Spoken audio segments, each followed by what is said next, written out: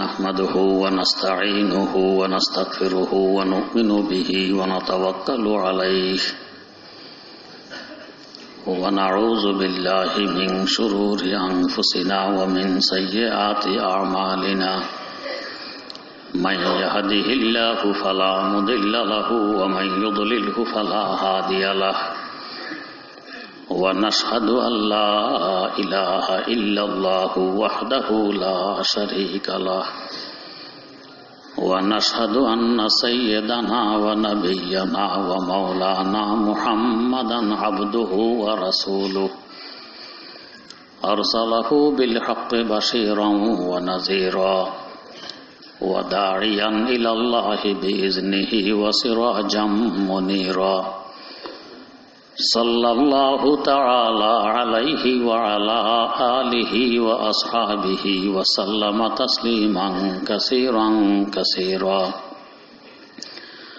أما بعد فأعوذ بالله من الشيطان الرجيم بسم الله الرحمن الرحيم ومن أظلم ممن افترى على الله كذبا أولئك يعرضون على ربهم ويقول الأشهاد هؤلاء الذين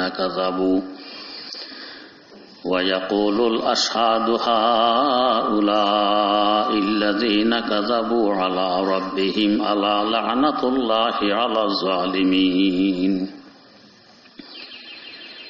الذين يصدون عن سبيل الله ويبغونها عوجا وهم بالآخرة هم كافرون أولئك لم يكونوا معجزين في الأرض وما كان لهم من دون الله من أولياء يضاعف لهم العذاب ما كانوا يستطيعون السمع وما كانوا يبصرون أولئك الذين خسروا أنفسهم وضل عنهم ما كانوا يفترون لا جرم أنهم في الآخرة هم الأخسرون إن الذين آمنوا وعملوا الصالحات وأخبتوا إلى ربهم أولئك أصحاب الجنة هم فيها خالدون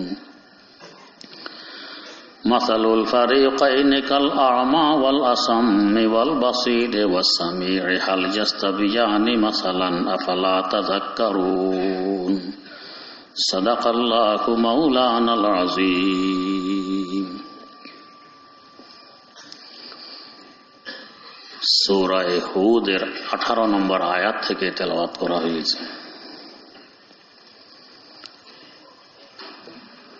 তেলাওয়াতকৃত আয়াতে যারা আল্লাহকে অস্বীকার করে, আখিরাত মানে না, এক কথায় নাস্তিক, এদের সম্পর্কে আলোচনা।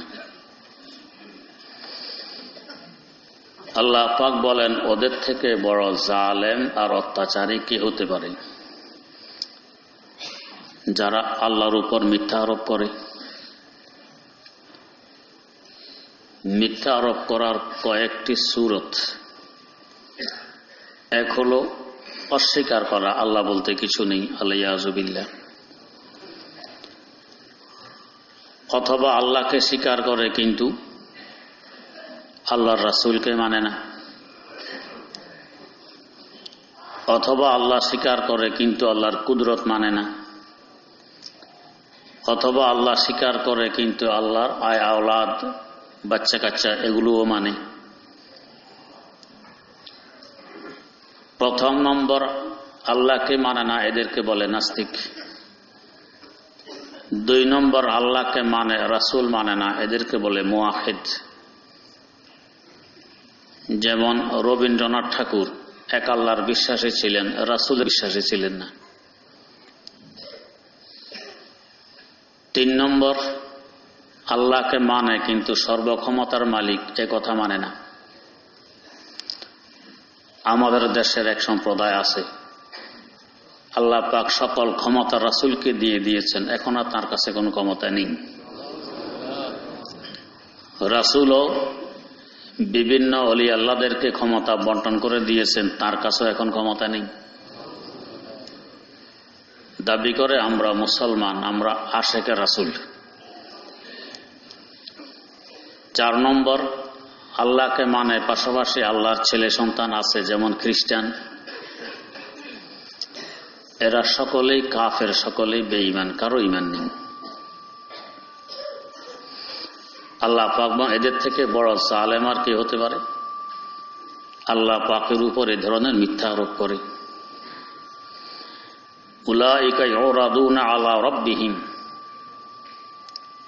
যতদিন এই দুনিয়ার হায়াত আছে অতদিন তো যা মনে তাই বলে বেড়াবে, মুখে বেড়া নেই, স্বাধীনভাবে চলে বলে। কিন্তু এক সময় এদেরকে আল্লাহ পাকের সামনে পেশ করা হবে হাসর মাঠে। ওয়ায়াকুলুল আশহাদু হাউলাইল্লাযিনা কাযাবু আলা রাব্বিহিম,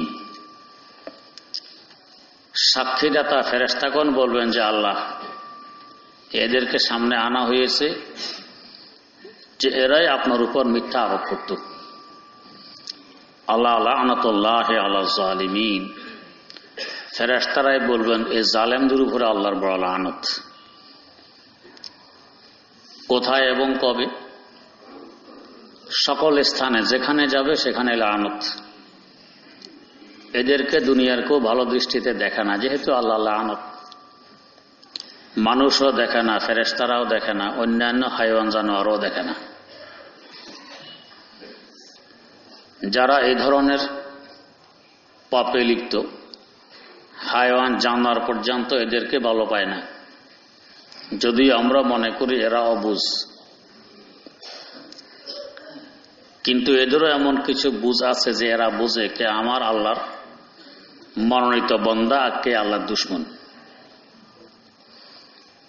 ইতিহাসে আছে এক ব্যক্তি, সাইয়্যিদানা হযরত আবু বকর ও হযরত ওমর রাদিয়াল্লাহু আনহুমাকে কাফের মনে করত, মুরতাদ মনে করত। যেমন শিয়াদের এক সম্প্রদায় আছে, এরা সাহাবায়ে কেরামের মধ্যে সবচেয়ে বেশি ফজিলতপূর্ণ এই দুইজনকে মুরতাদ মনে করে। এরা মনে করে রাসূল আকরাম সাল্লাল্লাহু আলাইহি ওয়াসাল্লামের ইন্তেকালের পর এরা মুরতাদ হয়ে গেছে, ক্ষমতা জোরপূর্বক ছিনিয়ে নিয়ে গেছে। ক্ষমতা ছিল আলীর হক, এরা নিজেরা নিয়ে গেছে, এরা মুরতাদ। এক ব্যক্তি এমন আকীদার বিশ্বাসী, 2টি গাধা পালতো, গাধা। এই 2 জলিলুল কদর সাহাবীকে বেইজ্জত করার জন্য এক গাধার নাম রেখেছে আবু বকর, আর এক গাধার নাম রেখেছে ওমর। গাধার নাম। ঘটনাক্রমে একদিন গাধার ঘরে গেছে, গাধার কোনো খেদমতের জন্য। এক গাধায় লাথি মেরে তাকে মেরেই ফেলছে, মারা গেছে। জমানা ছিল ইমামুল আইম্মা, ইমামে আজম আবু হানিফা রাহিমাহুল্লাহু তাআলার জমানা। খবর চতুর্দিকে ছড়িয়ে পড়ে, ইমামে আজমের কানেও খবর এসে পড়ে। তিনি ধারণা দিলেন যে আমার মনে হয় ওই গাধায় লাথি মেরেছে যে গাধার নাম রেখেছে ওমর, তোমরা একটু গিয়ে খোঁজ নিয়ে দেখো। খোঁজ নিয়ে দেখা গেল যে ঠিকই, যে গাধার নাম ওমর ওই গাধাই লাথি মেরে মালিককে মেরে ফেলেছে। ফারুক আজম সাইয়্যিদানা ওমর রাদিয়াল্লাহু তাআলা আনহু ছিলেন সাহেবে জাহ জালাল, একজন সাহাবী। তার নামের আসরার প্রভাবে গাধার মধ্যে জালালিয়ত এসে গেছে। গাধা লাথি মেরে মালিককে মেরেই ফেলেছে। যে 2 সাহাবীকে বেইজ্জত করবি, এই দেখ তামাশা। তো হাইওয়ান জানোয়ার পর্যন্ত বোঝে কে হক কে না হক, কে জালেম কে মজলুম, সব বোঝে। এখান থেকে একটি কথা আমরা শিখতে পারি, নামের আসরার প্রভাব মানুষের উপরে পড়ে। তাই ইসলাম বলে সুন্দর একটি নাম রাখো, এটা বাপের হক, বাপের উপরে দায়িত্ব, ছেলে মেয়ের সুন্দর নাম রাখা। নাম যত সুন্দর হবে তার প্রভাব তত ভালো পড়বে ওই ছেলে মেয়ের উপরে। না উল্টাপাল্টা প্রভাব, উল্টাপাল্টা। এক ছেলেকে তার আব্বা নিয়ে এসেছে হাকিমুল উম্মত মুজাদ্দিদুল মিল্লাত হযরত শাহ আশরাফ আলী থানভী রাহমাতুল্লাহ আলাইহির খেদমতে। এনে বলছে, হুজুর আমার ছেলের অসুখ ছাড়ায় না, সবসময় অসুখ লেগেই থাকে। কত চিকিৎসা করি, অসুখ যায় না। হুজুর জিজ্ঞেস করলেন, তোমার ছেলের নাম কি? আমার ছেলের নাম হলো কালিমুল্লাহ। সৈয়দনা হযরত মূসা আলা নবিয়িনা ওয়া আলাইহিস সালাতু ওয়াস সালামের উপাধি ছিল কালিমুল্লাহ। ভালোই তো, কিন্তু কালিমের অর্থ তো আমরা জানি বলনেওয়ালা, যে বলে, যে কথা বলে, তাকে বলে কালিম। তিনি আল্লাহ রাব্বুল আলামিনের সাথে দুনিয়া থাকা অবস্থায় সরাসরি কথাবার্তা বলেছেন, তাই তার উপাধি হয়ে গেছে কালিমুল্লাহ। কথাকে বলে কালাম। তার মূল ধাতু আর মাদা কাফ লাম মিম। কথাকে কেন আরবিতে কালাম বলে? মানুষ কথা দ্বারা যত কষ্ট পায়, পিটানো দ্বারাও এত কষ্ট পায় না। কথার মায়ের বড় মায়ের। জারাহাতুসসাদানে লাহালতিয়ামু ওয়ালা ইয়ালতামু মা জারাহাল লিসানু। কথার আঘাতের চিকিৎসা নেই। লাঠির আঘাত, তলোয়ার আঘাতের চিকিৎসা আছে, ব্যান্ডেজ আছে, মলম আছে, কিন্তু কথার আঘাতের মলম নেই, ব্যান্ডেজ নেই, চিকিৎসা নেই। এটা মারাত্মক। তো কথার মাধ্যমে মানুষ বেশি ব্যথা পায়, কষ্ট পায়, এই জন্য কথাকে বলে কালাম। তো যেহেতু মূল ধাতু আর মূল মাদার মধ্যে কষ্ট শব্দ আছে, কালিমুল্লাহ, এই জন্য তোমার ছেলে কষ্ট পাইতেছে, অসুখ ছাড়ে না। হুজুর কি করতাম? ওই নাম বাদ দিয়ে নাম রেখে তো সালিমুল্লাহ। কালিমুল্লাহর পরিবর্তে সালিমুল্লাহ। সালিম সিন লাম মিম তার মূল ধাতু মূল মাদ্দা, যেখান থেকে ইসলাম, ইসলাম মানে শান্তি।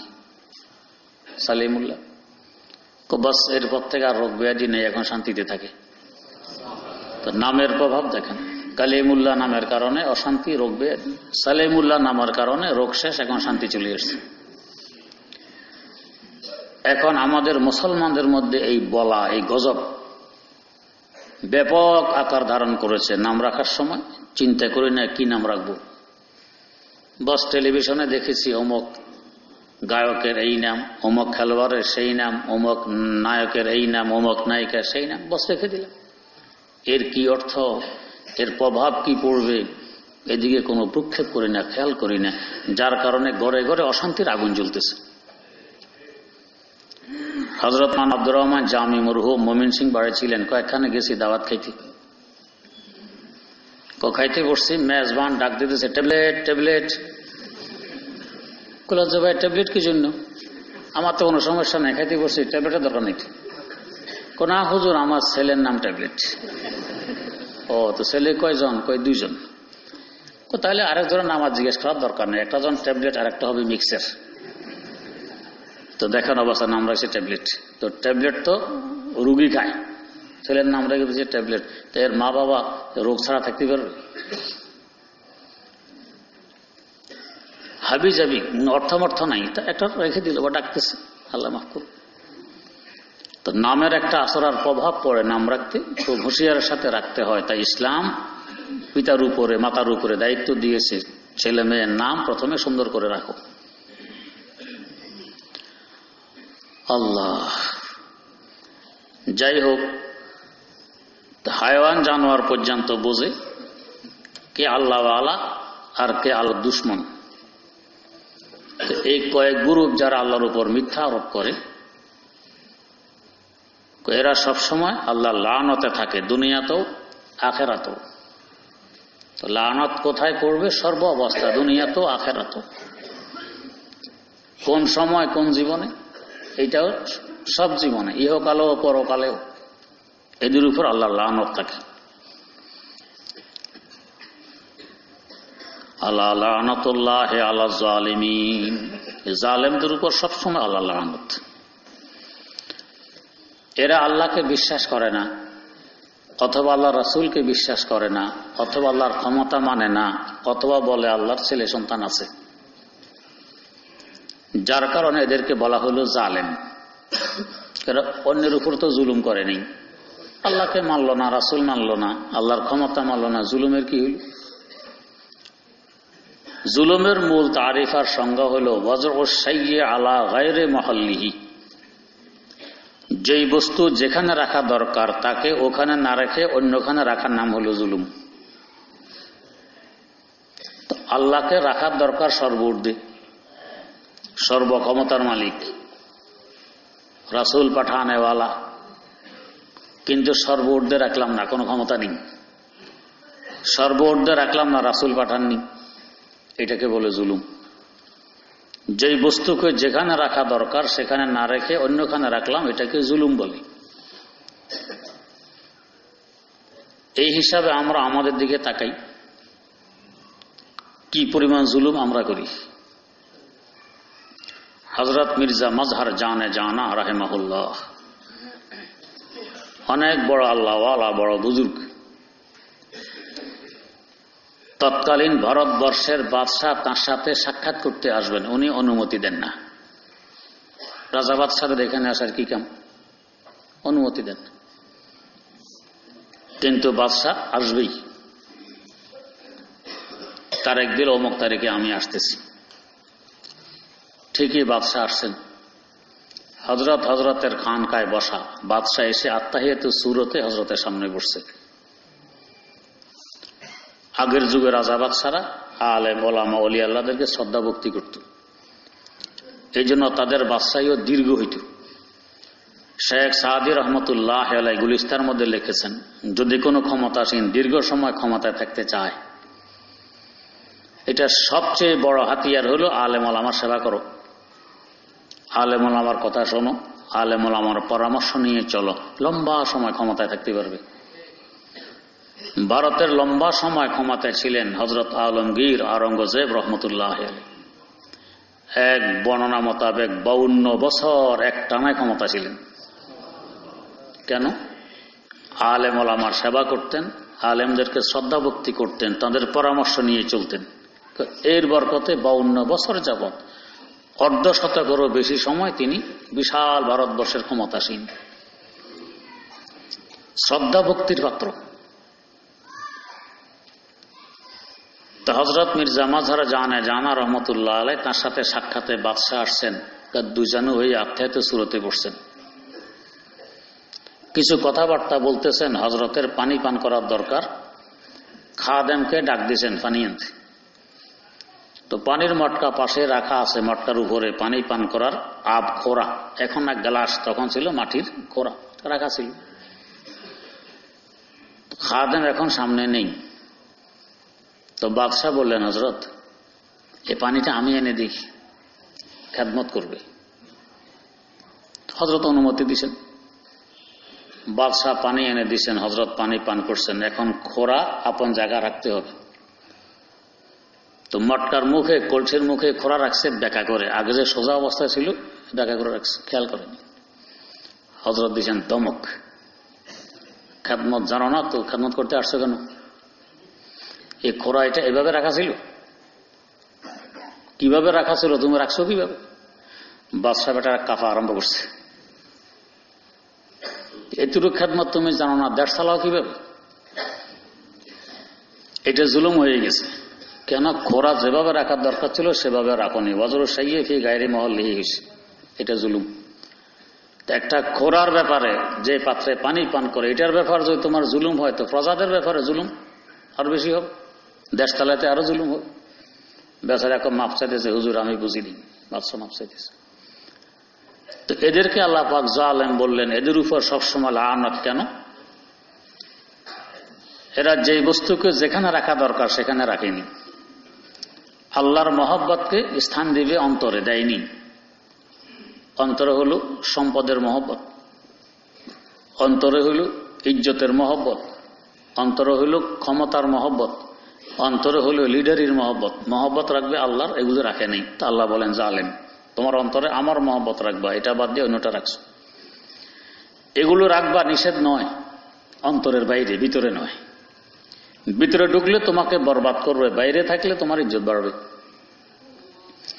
তো অন্তরে স্থান দেওয়ার দরকার, কিসের দিল, স্থান কাকে?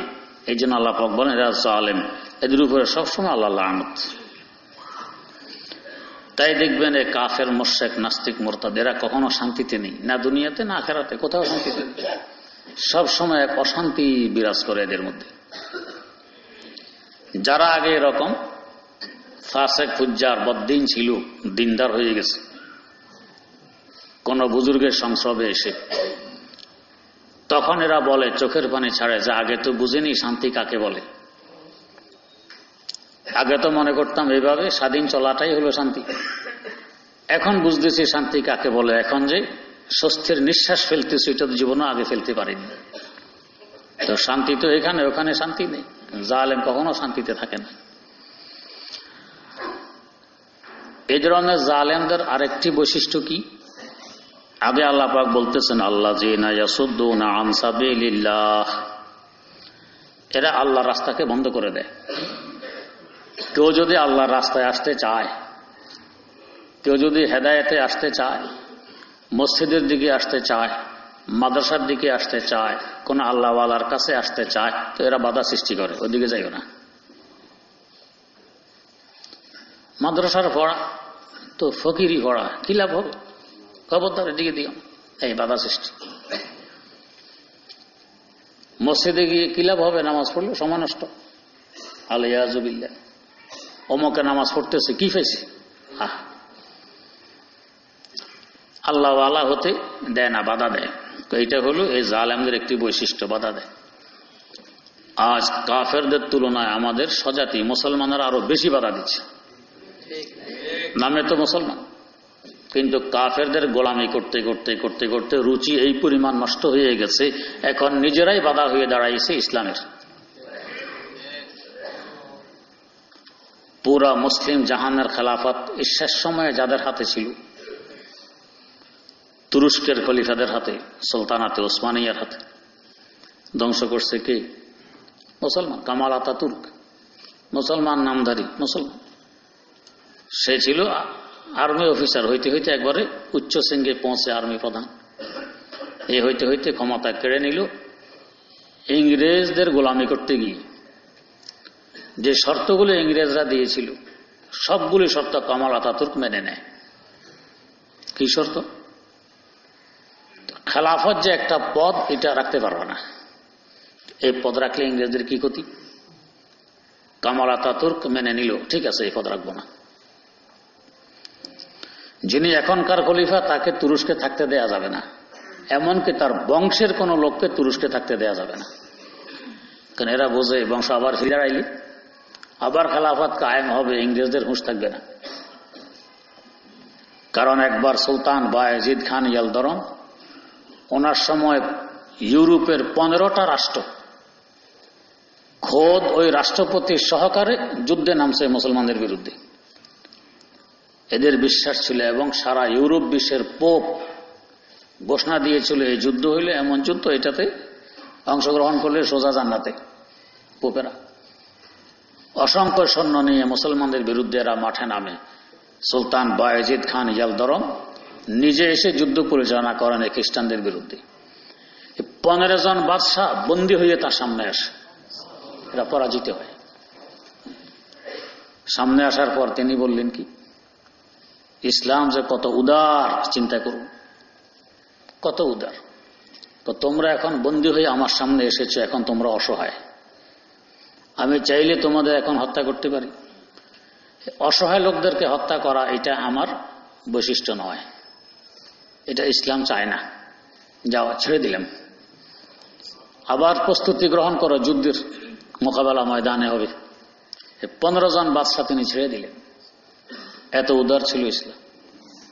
তো যাদের ভয়ে পুরা ইউরোপ বিশ্ব বিকম্পিত ছিল, আর এরা এখন শর্ত দেয় একজন মুসলমান নামধারীর কাছে কি খেলাফত এই পদ রাখতে পারবে না, এবং যারা এখন খলিফার পদে আছে এদের বংশের কোন লোককে তুরস্কে থাকতে দেয়া যাবে না।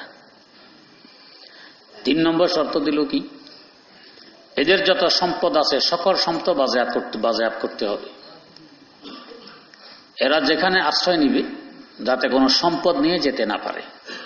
চিন্তা করুন, এই সকল শর্ত কামাল আতাতুর্ক মেনে নিয়ে এই শেষ খলিফাকে তুরস্ক থেকে বিতাড়িত করে, সকল সম্পদ বাজেয়াপ্ত করে। খেলাফত শব্দ এটা উঠাইয়ে দেয় যে ইসলাম বিশ্বে আর খলিফা নামে কিছু থাকবে না। এই যে গেল আজ পর্যন্ত তার ফিরে আসেনি। কাকে দিয়ে করাইল? একজন মুসলমান নামধারী কামাল আতাতুর্ককে দিয়ে করাইল। এইভাবে কিছু স্বার্থবাদী নামধারী মুসলমানদের মাধ্যমে বিজেপিরা মুসলমানদের ক্ষতি করে। মুসলমানরা এটা বোঝে না। আল্লাযীনা ইয়াসুদ্দুনা আন সাবিলিল্লাহ, যারা আল্লাহর রাস্তায় বাধা সৃষ্টি করে, মানুষকে আসতে দেয় না। এমনকি আজকাল তো আমরা দেখি পিতামাতা আসতে চায়, সন্তান বাধা। একজন আসতে চায়, সাথী সঙ্গীরা বাধা। সন্তান আসতে চায়, পিতামাতা বাধা। কয়েক বছর আগে একবার আমার বাসায় গেছে একজন, তার ছেলে মাদ্রাসায় পড়বে। আমি তো প্রথম বুঝি নাই, গিয়ে বলতেছে, হুজুর আমার ছেলেটা নষ্ট হয়ে গেছে, এই জন্য আপনার কাছে আসছি। আমি তো ভাবছি বোধ নেশা মিশা করে কিনা নাকি। জি ভাই, কি হয়েছে?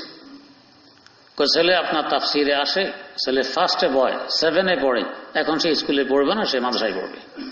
ও এটা নষ্ট। আচ্ছা, দেখলাম এরা তো বুঝাইলে বুঝবে না। তো ঠিক আছে, ছেলেকে আমার সাথে সাক্ষাৎ করতে বলেন। ছেলে হুঁশিয়ার, ছেলে আসে না, সাক্ষাৎ করছে। কয়েকদিন পর আবার হুজুর বললাম আমার ছেলেটাকে একটু বুঝিতে। তো আমি না বললাম ছেলেকে পাঠাইতে, আপনার তো পাঠাননি। ছেলে তো আসে না, তো কি করতেন? তো আপনার ছেলে আসে না, আমার কি করার আছে এখানে? দেখেন, এরপর আরেকদিন সাথে একজনকে সুপারিশে নিয়ে আসছে। যাকে সুপারিশ করার জন্য নিয়ে আসছে, সে এখানের এই মুসল্লি, সাদা দাড়িওয়ালা, টুপিওয়ালা, পাঞ্জাবিওয়ালা। কথায় কথায় সেই মুসল্লি আরো মারাত্মক কথা বলে দিল। আল্লাহ মাফ করুন। হুজুর আমরা দুনিয়াটা চাই, আখিরাত পরে দেখা যাবে। ইন্না লিল্লাহি। নামাজটা পড়ে, মসজিদে আসে, দাড়িও আছে, টুপি আছে, ইমান আছে, যে এখন দুনিয়া চায়, আখিরাত পরে দেখা যাবে। ইমান তো নেই, তো বেঈমান আসেও নামাজ পড়ে। তো ছেলে চায় আল্লাহর রাস্তায় আসতে, পিতা বাধা, আল্লাহর রাস্তায় আসতে দিবে না। অনেক সময় ছেলে চায়, মা আসতে দিবে না। মা ঘরে ভাত ফাঁকায় না, ফার্নিচার দাও দিয়ে কোবাইয়া সব সরকার করে, ছেলেকে আসতে দিবে না মাদ্রাসায়। ছেলে কেন মাদ্রাসায় আসে? এমনি কিন্তু মুসলমান।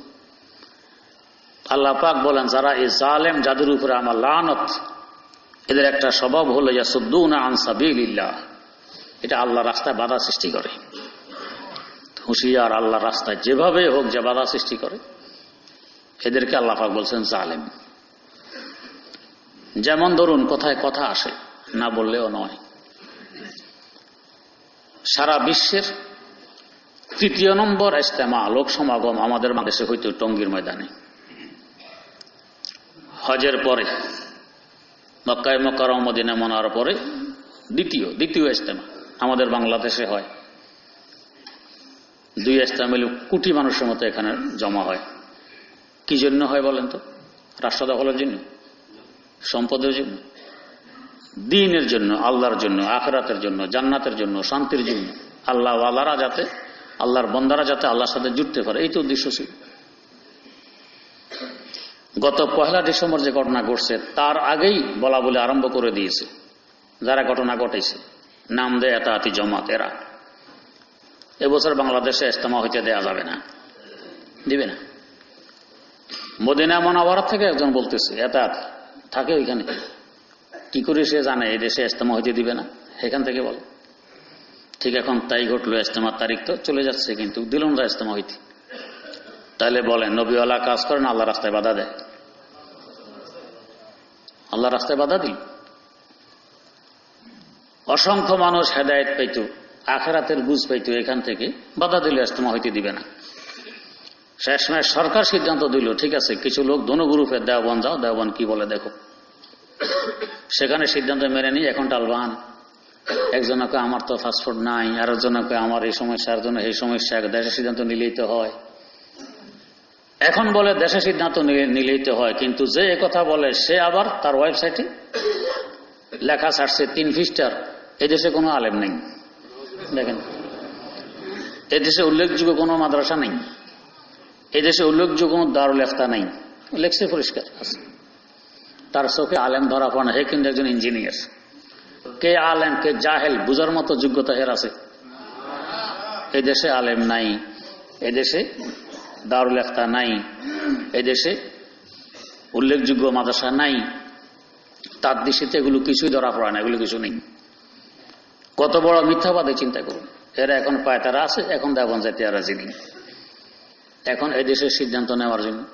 তা আগে না তুমি লিখছো, তুমি বলছো এদেশে আলেম নাই, এখন আবার এদের সিদ্ধান্ত কে দিবে?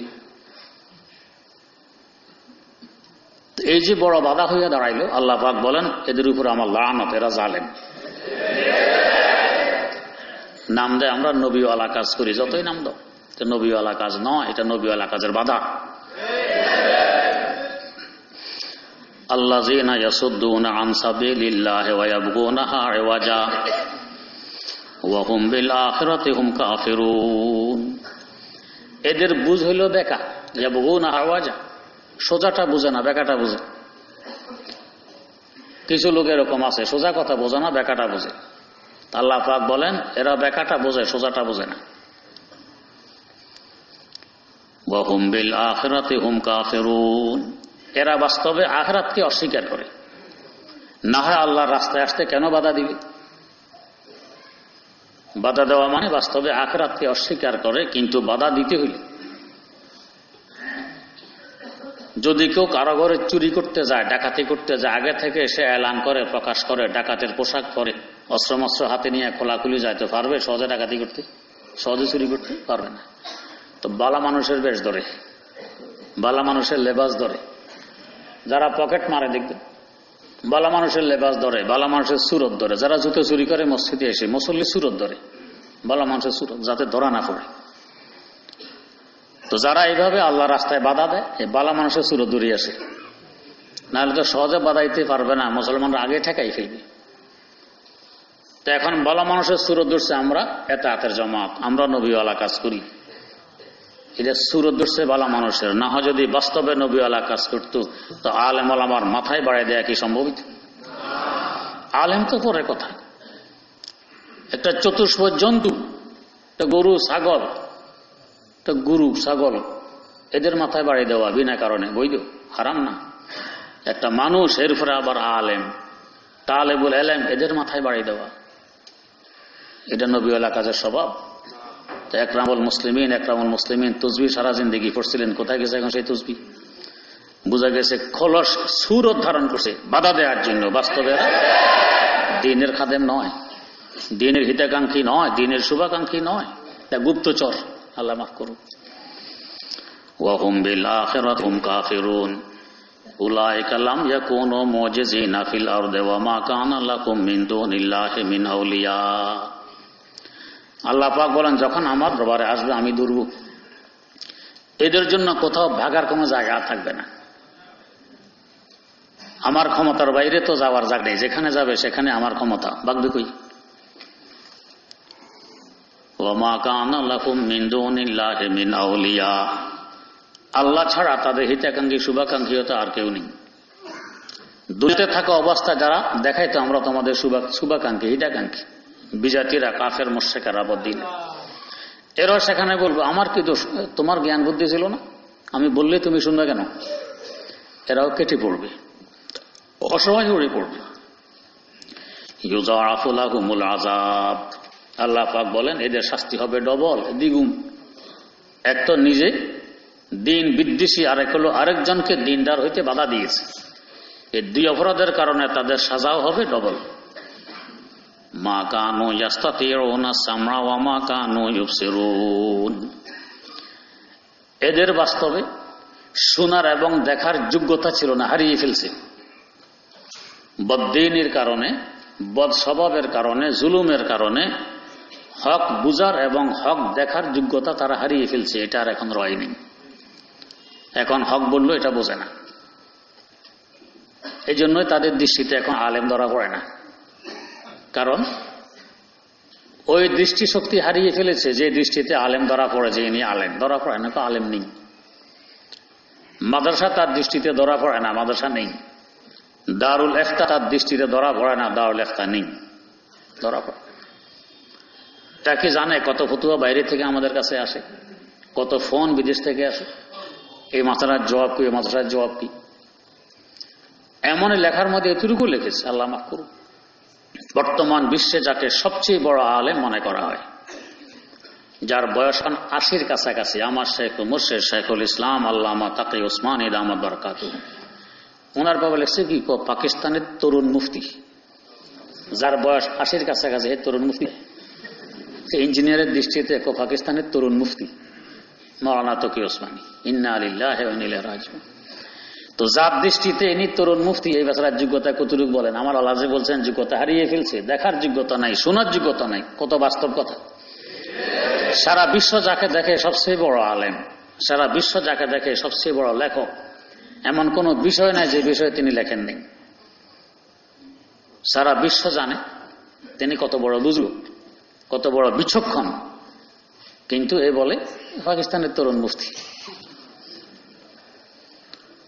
আল্লাহ, মা কানু ইয়াস্তাতিউনা সামআ ওয়া মা কানু ইউবসিরুন, শোনার এবং বুঝার যোগ্যতা তারা হারিয়ে ফেলছে, এই যোগ্যতা তাদের কাছে নেই।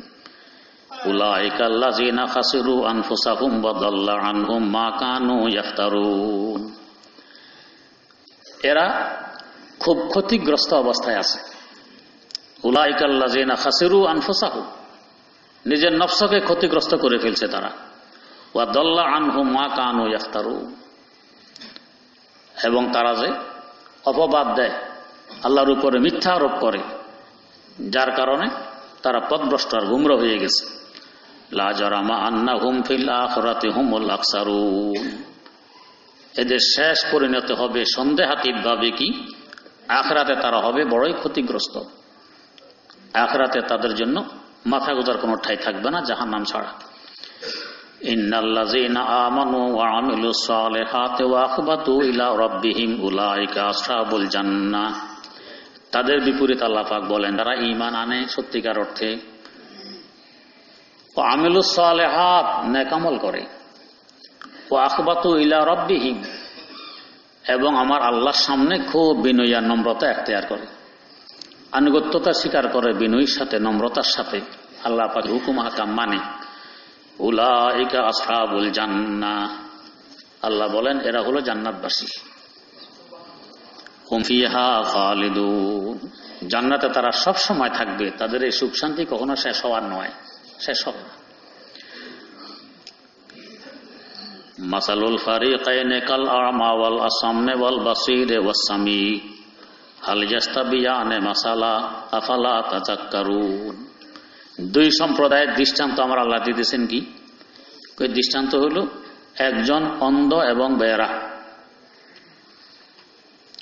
অন্ধ দেখে না, বেহেরা শোনে না, নিজে দেখলে তো দেখে দেখে রাস্তা চলতো, শ্রবণ শক্তি থাকলে আরেকজনে বলতো ডানে যাও বাঁয়ে যাও, এটাও নেই।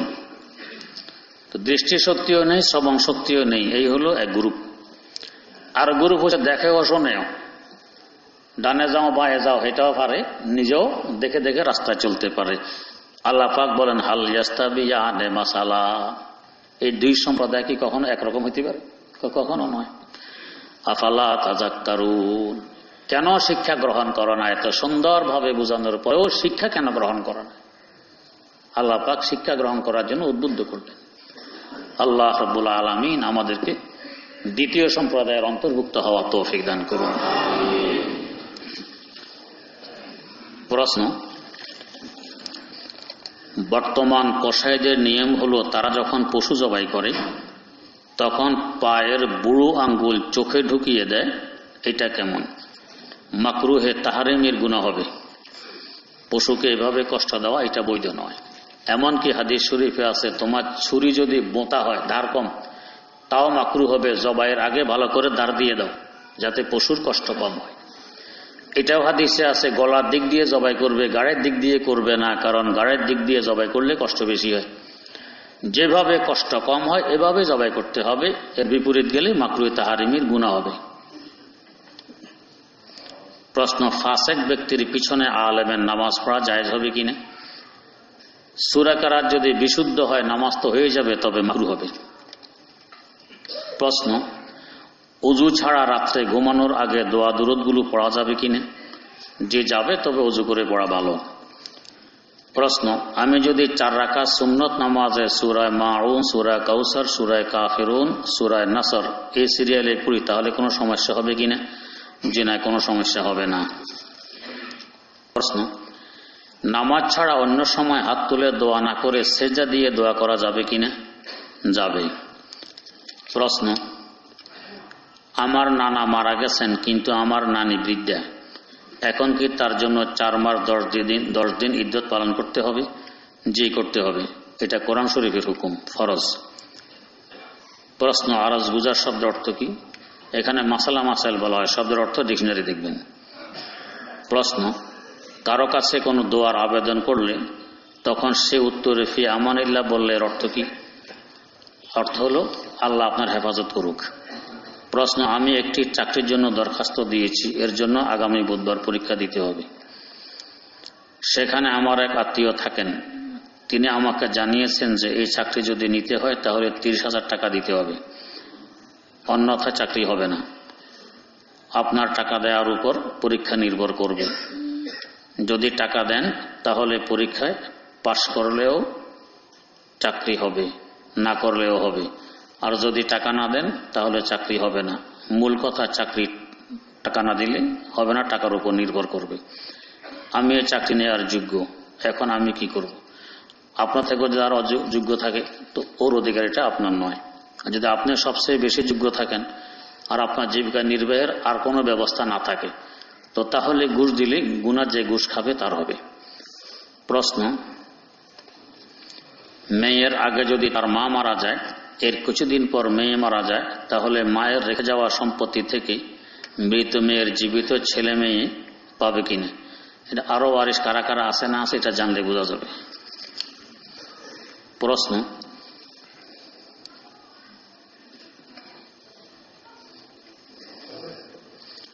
আমি একজন ছাত্র, আপনার মুরিদ হতে পারবো কিনা?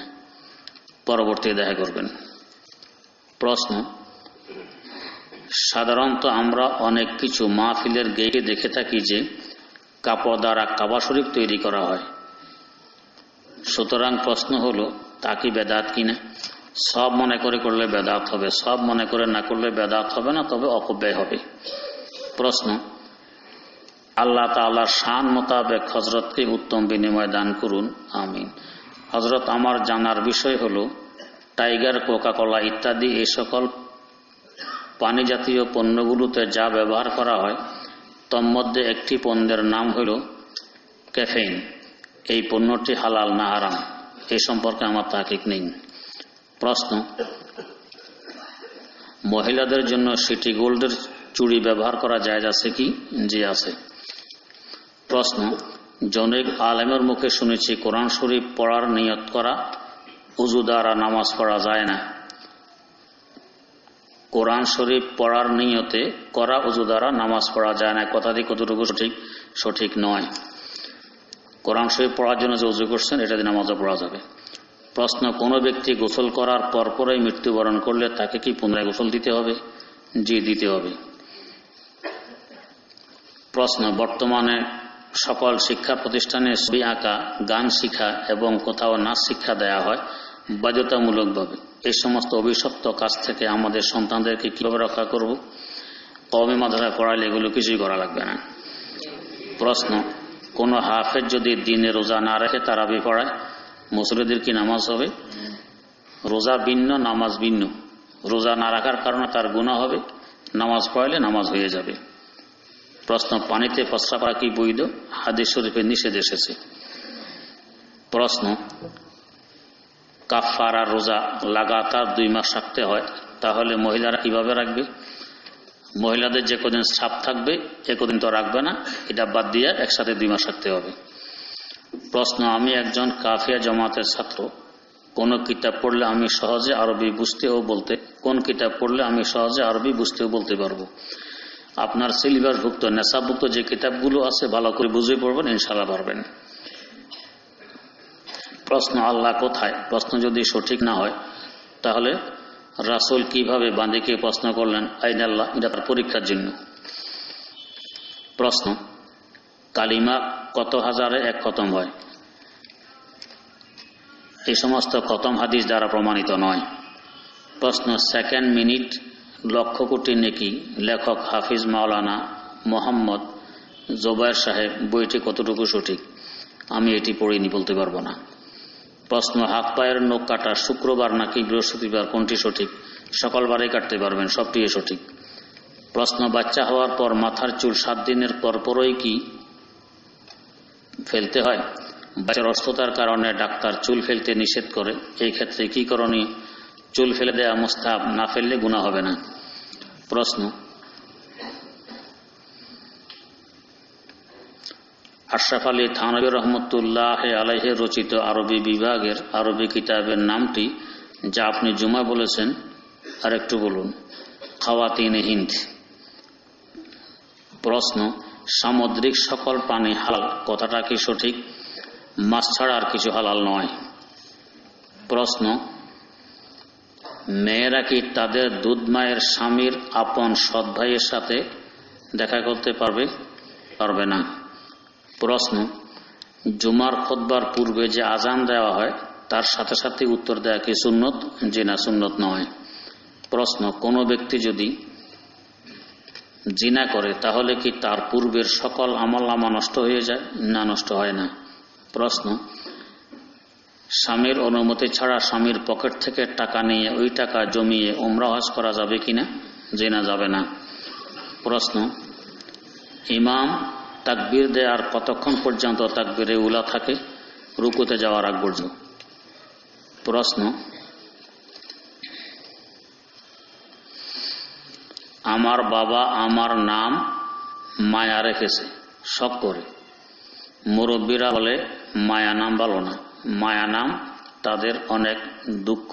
এখন ইসলামী শরীয়তে মায়া নাম ভালো, যদি ভালো না হয় তাহলে আমার কি করা উচিত? ভালো নাম রাখা উচিত।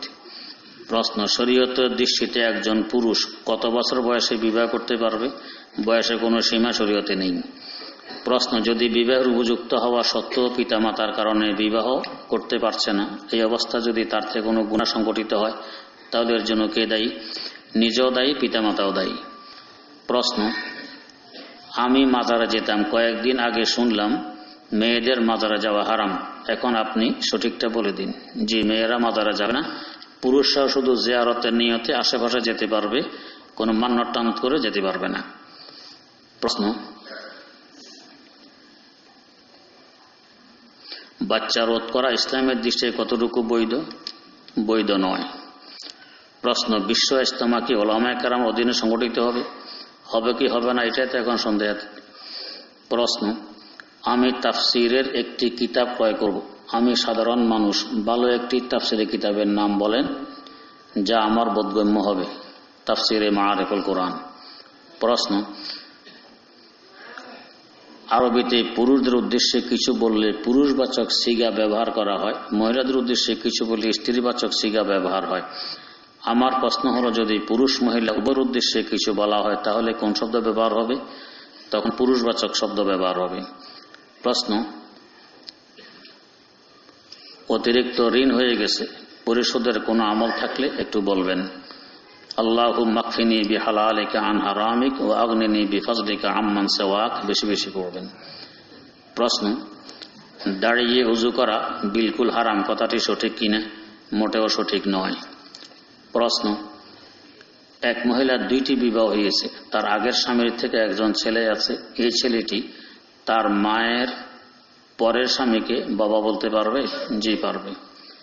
প্রশ্ন, জামাতে নামাজ পড়ার পর পূর্বের ছুটে যাওয়া সুন্নত পড়া যাবে কি? যাবে, তবে ফজরের সুন্নত সূর্য উদয়ের 12-13 মিনিট পরে পড়বে, সাথে সাথে পড়বে না। প্রশ্ন, মুসলমান পরস্পর ঝগড়া মেটাতে মিথ্যা বলা যাবে কি? যাবে। প্রশ্ন, কুচ্চা খাওয়া কি জায়েজ? মাকরুহে তাহরিমি। প্রশ্ন, জুমার পূর্বে যে 4 রাকাত সুন্নত জুমার পূর্বে কোনো কারণে আদায় করতে না পারলে জুমার পূর্বে আদায় করা জুমার পরে আদায় করা জরুরি? যে সুন্নত পরে আদায় করে নেবেন। প্রশ্ন, আমি একজন ছোট ব্যবসায়ী, হালা ব্যবসা করে 4 লক্ষ টাকা লস খেয়েছি। এমন মানুষের কাছে ঋণ হয়ে গেছি, ঋণ পরিশোধ করতে পারছি না, নিজেকে আত্মহত্যা করতে ইচ্ছা করতেছে, এখন আমি কি আমল করতে পারি? আগে বলা হয়েছে, যদি কেউ আল্লাহকে মানে কিন্তু রাসূল মানে না, তাহলে সে কি জান্নাতে যাবে? তাফসীরে কি শুনলেন? রাসূল মানে না মানে আল্লাহকেও মানে না। আল্লাহ বলতেছেন রাসূলকে মানো, মা আতাকুমুর রাসূলু ফাখুযুহু ওয়া মা নাহাকুম আনহু ফান্তাহু। আমার রাসূল যা এনেছেন তা আমল করো, যা নিষেধ করতেছেন এগুলো বর্জন করো। রাসূলে মানতেছি না তো আল্লাহকেও মানা হয় না, জান্নাতে যাবে না। প্রশ্ন, আমি যদি এশার নামাজে শেষ রাকাতে আসি, ইমাম সাহেব সালাম ফিরানোর পর আমি দাঁড়িয়ে গিয়ে সূরা কিরাত পড়ে সেজদা গেলাম, সেজদা থেকে উঠে আমি যদি দাঁড়িয়ে যাই তাহলে আমার করণীয় কি? কোন করণীয় নেই, নামাজ হয়ে যাবে। প্রশ্ন, শুনেছি একজন মুসলমান অপর একজন মুসলমানের সাথে 3 দিন পর্যন্ত কথা না বললে সে কাফের। কথাটি সত্য নয়। বিনা কারণে কথা না বললে গুনাহ হয়, কাফের হয় না। প্রশ্ন, আমি প্রতি বৃহস্পতিবার রাতে ও শুক্রবার দিনে সূরা আল কাহাফ তেলাওয়াত করি। প্রতিদিন ফজর বা সূরা ইয়াসিন ও আর রহমান এবং বাদ মাগরিব সূরা ওয়াকিয়া এবং বাদ এশা সূরা দুখান ও সূরা মুলক তেলাওয়াত করি। উক্ত 6টি সূরা পাঠের কারণে কি সওয়াব আছে? তাফসীরে মাআল কোরআন দেখে নেবেন, ফাজাইলে কোরআন দেখে নেবেন। প্রশ্ন, নামাজের মধ্যে যদি কেউ 3 তাসবিহ পরিমাণ সময় চুপ থাকে, কিছু না পড়ে, তাহলে কি তার নামাজ ফাসেদ হয়ে যাবে?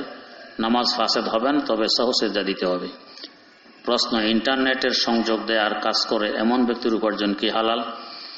মাকরু। প্রশ্ন, এক আলেম বলেছেন যে যার এমন আত্মীয় স্বজন আছে যার উপার্জন হারাম, সে যদি দাওয়াত করে তার বাড়িতে যাওয়ার সময় যদি এই পরিমাণ মূল্যের হাদিয়া নিয়ে যায় যে সে খাওয়াবে যা খেয়েছে তার চেয়ে বেশি মূল্যের হয়, তাহলে নাকি এটা দাওয়াত খাওয়া জায়েজ হবে? কথাটি কি সঠিক? তার সাথে তো বেচা বিক্রির লেনদেন আপনার হয়নি, অতএব এইভাবে খাওয়া আপনার জন্য সঠিক হবে না। প্রশ্ন, জানাজার নামাজের সময় প্রথম তাকবীরে সূরা ফাতিহা পড়লে জানাজার নামাজ হবে কিনা? জি হবে। প্রশ্ন, জানাজার নামাজের সালাম ফিরানোর সময় প্রথম সালামের পর ডান হাত এবং দ্বিতীয় সালামের পর বাম হাত ছাড়াইয়া বৈধ কিনা? বৈধ, তবে উত্তম হল উভয় হাত আগে ছেড়ে দিবেন, তারপর সালাম ফিরাবেন। প্রশ্ন, কত বছর বয়সে নামাজ ফরজ হয়? 7 বছর বয়সে নামাজ পড়তে হয়। প্রশ্ন,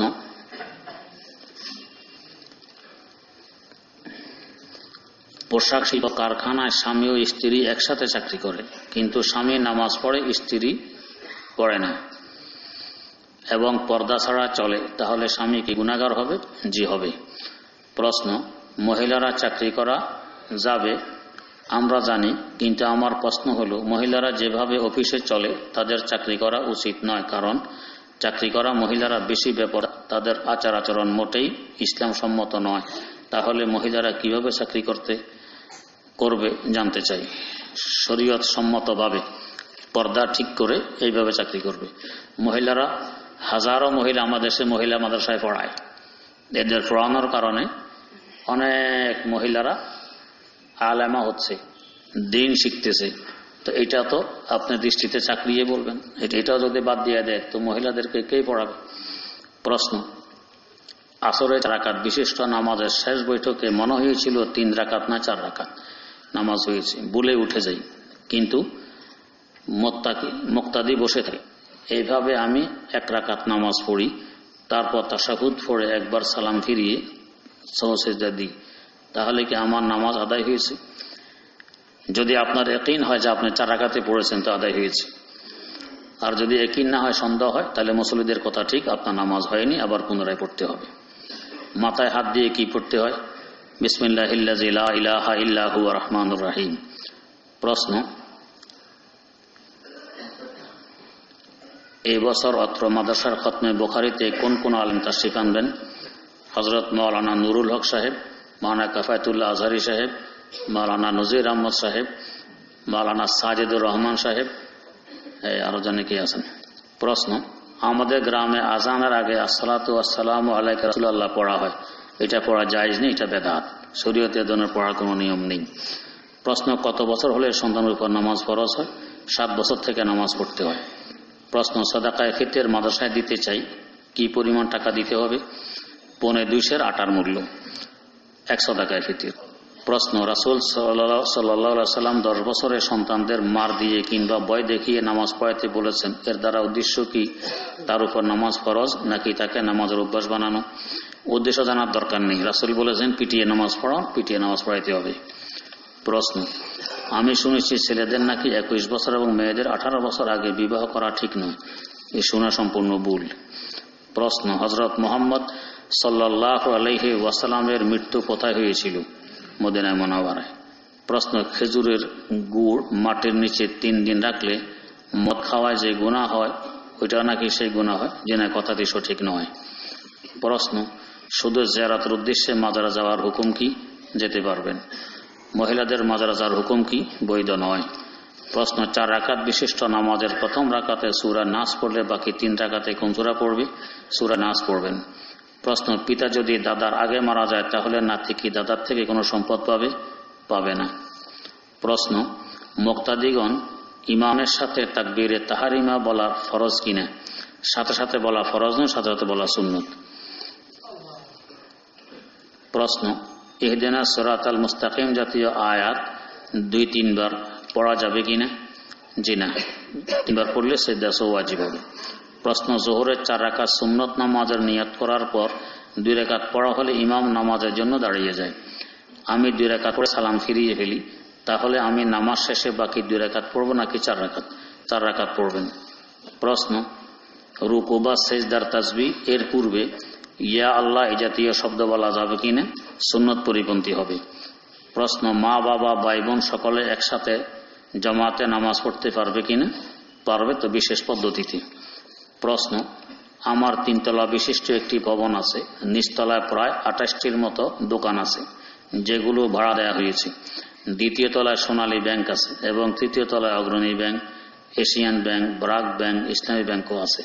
সুতরাং আমার জানার বিষয় হলো এই ব্যাংকগুলো থেকে আমার মাসিক ভাড়া আনা কি বৈধ হচ্ছে?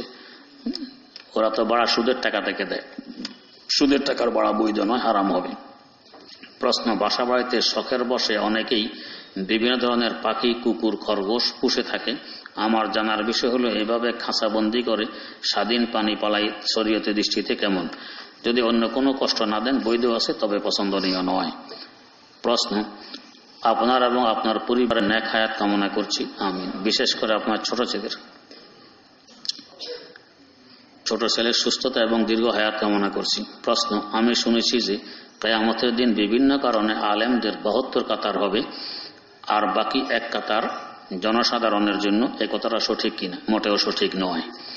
প্রশ্ন, একটি কিতাবে দেখলাম ওযুর অঙ্গ 1 বার ও 2 বার ধোয়ার হাদিস উল্লেখ করা হয়েছে। প্রশ্ন হলো, ওযুর অঙ্গ 3 বারের কম ধুলে কি সুন্নত আদায় হবে? জি না। 1 বার ধোয়া মানে ফরজ হইল, 2 বার ধোয়া 1 বার ফরজ 1 বার সুন্নত। 3 বার ধুইলে 1 বার ফরজ হইল, বাকি 2 বার সুন্নত হইল। শুধু 1 বার ধোয়া এটা সুন্নত নয়, 3 বার ধোয়াই সুন্নত।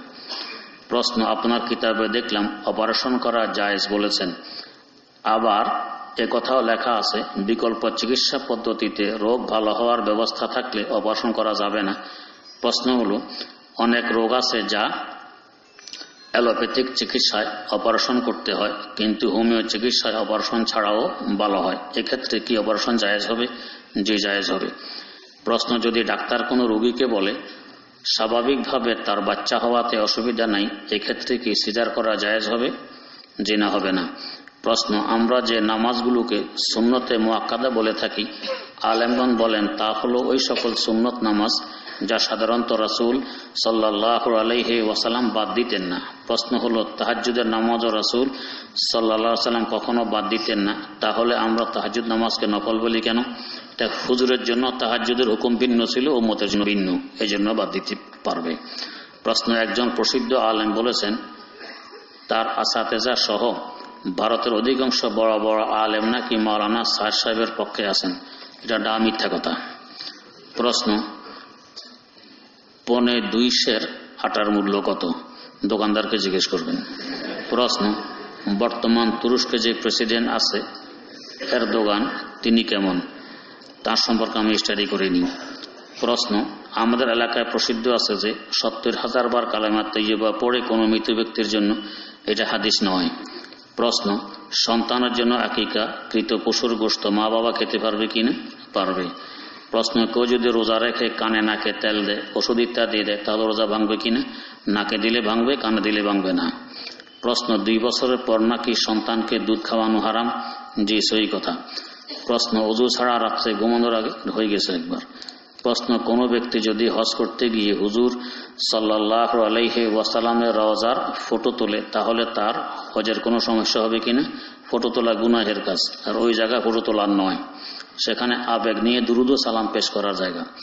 প্রশ্ন, আমরা তো সারাদিন অফিসে কাজ করি, কিন্তু হুজুর মাঝে মাঝে ছোট ছোট মাসালা নিয়ে খুব চিন্তায় পড়ে যাই যে এটা করব না ওটা করব। মাঝে মাঝে আপনার তাফসীর থেকে প্রশ্ন করার মাধ্যমে জানি, কিন্তু সকল মাসালা মনে রাখতে পারি না। তাই আপনার তাফসীরের প্রশ্ন উত্তরগুলো বই আকারে বের হলে অনেক ভালো হবে। আল্লাহ কবুল করুন। প্রশ্ন, যদি ইমাম নামাজের সাথে মুক্তাদি তাকবীরে তাহরিমা না বলে ইমাম সাহেবের তাকবীরকে যথেষ্ট মনে করে, তাহলে তার নামাজ হবে কিনা? জি না, হবে না। তাকবীরে তাহরিমা ফরজ। প্রশ্ন, কোনো মৃত ব্যক্তির জানাজা যদি প্রথমবার তার অভিভাবক ব্যতীত অন্য কেউ পড়ে, তাহলে অভিভাবকদের জন্য দ্বিতীয়বার ওই মৃত ব্যক্তির জানাজা পড়া জায়েজ হবে কিনা? অভিভাবকদের সম্মতিতে পড়লে জায়েজ হবে না। সম্মতিতে যদি না হয়, এমনি পড়ে ফেলছে, তাহলে জায়েজ হবে। প্রশ্ন, নামাজের মাঝে থুতু কপ বা বায়ু আসলে কি করণীয়? থুতু কপ নিজের পকেটে বা রুমালে ফেলে দিতে পারবেন। বায়ু যদি ধরে রাখতে পারেন তো ভালো কথা, না পারলে ছেড়ে দিয়ে উজু করে আসবেন। এরপরে নামাজ ইচ্ছাপূর্বক ছেড়ে দিলে ভেঙে যাবে, অনিচ্ছাপূর্বক বেরিয়ে গেলে নামাজ ভাঙবে না, পরবর্তীতে নামাজে শরীক হবেন। 2-1 রাকাত ছুটে গেলে ওই 2-1 রাকাত শরীক হওয়ার, ইমামের সাথে শরীক হওয়ার আগেও পড়তে পারবেন, ইমামের সালামের পরও পড়তে পারবেন। প্রশ্ন, নামাজের সাথে জামাতের সাথে নামাজ পড়লে যদি কোনো ওয়াজিব ছুটে যায়, তাহলে তার কি করণীয়? কোনো করণীয় নেই। প্রশ্ন, কোনো ব্যক্তি বার্ধক্যের কারণে যদি ফরজ হজ আদায় করতে না পারে, উমরা হজ আদায় করলে উক্ত ফরজ আদায় হবে কিনা? জি না, আদায় হবে না। আলহামদুলিল্লাহ রাব্বিল আলামিন ওয়াসসালাতু ওয়াসসালামু আলা আশরাফিল আমবিয়া ওয়াল মুরসালিন সাইয়্যিদিনা ওয়া মাওলানা মুহাম্মাদিন ওয়া আলা আলিহি ওয়া আসহাবিহি আজমাইন। রব্বানা লা তুযিগ কুলুবানা বা'দা ইয হাদাইতানা ওয়া হাব লানা মিন লাদুনকা রাহমাতান ইন্নাকা আনতাল ওয়াহ্হাব। রব্বানা হাব লানা মিন আজওয়াজিনা ওয়া যুররিয়াতিনা কুররাতা আ'য়ুন ওয়াজআলনা লিল মুত্তাকিনা ইমামা। রব্বানা ইসরিফ আন্না আযাবা জাহান্নাম ইন্না আযাবাহা কানা গরামা। রব্বি ইজআলনি মুকিমাস সালাতি ওয়া মিন যুররিয়াতি রব্বানা ওয়া তাকাব্বাল দুআ। রব্বানা ইগফিরলি ওয়া লিওয়ালিদাইয়া ওয়া লিল মুমিনিনা ইয়াওমা ইয়াকুমুল হিসাব। রব্বিরহামহুমা কামা রব্বায়ানি সগীরা। রব্বিরহামহুমা কামা রব্বায়ানি সগীরা। রব্বিরহামহুমা কামা রব্বায়ানি সগীরা। রব্বুল আলামিন, কতগুলো গুনাহগার মানুষ বুক ভরা আশা নিয়ে কাঙ্গালের ন্যায় তোমার দুয়ারে হাত পেতেছি। মাওলায়ে কারীম, মেহেরবানি করে কারোর হাতগুলোকে ফিরাই দিও না। রহমত দিয়ে সকলের ভিক্ষার ঝুলিকে ভরপুর করে দাও। নবজাত শিশুর ন্যায় নিষ্পাপ বানিয়ে নাও। যেভাবে চললে বললে এবং করলে তুমি খুশি হও, আমাদের সকলকে সেভাবে চলার, বলার এবং করার তৌফিক দান ফরমাও। মওত পর্যন্ত সিরাতে মুস্তাকিমের উপর অটল রাখো। সুন্নত তরিকা অনুযায়ী জীবন পরিচালনা করার তৌফিক দাও। সর্বকার হারাম এবং মাকরুহ থেকে সহজে বেঁচে থাকার তৌফিক দাও। আয় আল্লাহ, ফিতনা ফাসাদের জমানা ইচ্ছা অনিচ্ছায় অহরহ গুনার মধ্যে ডুবেই থাকতে হয়। মেহেরবানি করে কুদরতি ভাবে আমাদের হাত ধরে ধরে সকলকে গুনাহ থেকে হেফাজত ফরমাও। আয় আল্লাহ, হালাল পথে চলার ব্যবস্থা করে দাও। আয় আল্লাহ, হালাল রুজি কামাই করার তৌফিক দাও। হালাল পথে ব্যয় করার সুযোগ করে দাও। রব্বুল আলামিন, দুনিয়ার মাদারেসে কওমিয়ার হেফাজত ফরমাও। আয় আল্লাহ, আলেম ওলামার হেফাজত ফরমাও। মুসলমানদের হেফাজত ফরমাও। আয় আল্লাহ, মেহেরবানি করে আমাদেরকে, আমাদের বাল বাচ্চাদেরকে পরিবার পরিজনকে, আত্মীয় স্বজনকে, পাড়া প্রতিবেশীকে, বন্ধু বান্ধবকে, যারা আমাদেরকে ভালো জানে এবং আমরা যাদেরকে ভালো জানি, আয় আল্লাহ এদেরকে রোগ থেকে মুক্তি দান ফরমাও, সুস্থতার সাথে বরকতময় জিন্দেগি নসিব ফরমাও। আয় আল্লাহ মওত পর্যন্ত ইখলাসের সাথে তোমার দ্বীনের খেদমত করা তৌফিক দাও, ইলমের খেদমত করা তৌফিক দাও। আয় আল্লাহ মেহেরবানি করে অন্তরের সকল চায়েস আশা আকাঙ্ক্ষাগুলোকে পূরণ করে দাও, জীবনের সকল নেক দোয়াগুলোকে কবুল করে নাও। রব্বুল আলামিন সাকারাতুল মউত তথা মৃত্যুর যন্ত্রণা থেকে হেফাজত ফরমাও। আয় আল্লাহ তাওহীদ নিয়ে দুনিয়া থেকে বিদায় নেয়ার তৌফিক দাও। রহমতের বাতি দিয়ে কবর জগতের অন্ধকারকে দূর করে দাও। আয় আল্লাহ কোরআনে কারীমকে সাথে দিয়ে কবরের একাকিত্বকে দূর করে দাও। আয় আল্লাহ কাল কিয়ামতের মাঠে প্রচন্ড গরমের সময় আরশে মুআল্লার একটু শীতল ছায়া নসিব ফরমাও। পিপাসার দিনে পয়গম্বরের হাতে হাউজে কাউসারের শরবত নসিব ফরমাও। হিসাবের সময় নেকির পাল্লা ভারী, বদির পাল্লা হালকা করে বিনা হিসাবে জান্নাতুল ফেরদাউসের মালিক বানায়ে দাও। आए इलाहल आलमीन बेनियाज दीन दुनिया में हमारे कारसाज, मांगने को तू हमें फरमा दिया, मांगने का ढंग भी बतला दिया। मांगना हम पर किया है तूने फर्ज, और हमें सिखला दिया आदाब अर्ज। हर घड़ी देने को तू तैयार है, जो न मांगे उससे तू बेजार है। सदका अपनी इज्जत इजलाल का, सदका पैगंबर का उनकी आल का। अपनी रहमत हम पर अब मबज़ूल कर, ये मुनाजात और दुआ मकबूल कर, ये मुनाजात और दुआ मकबूल कर।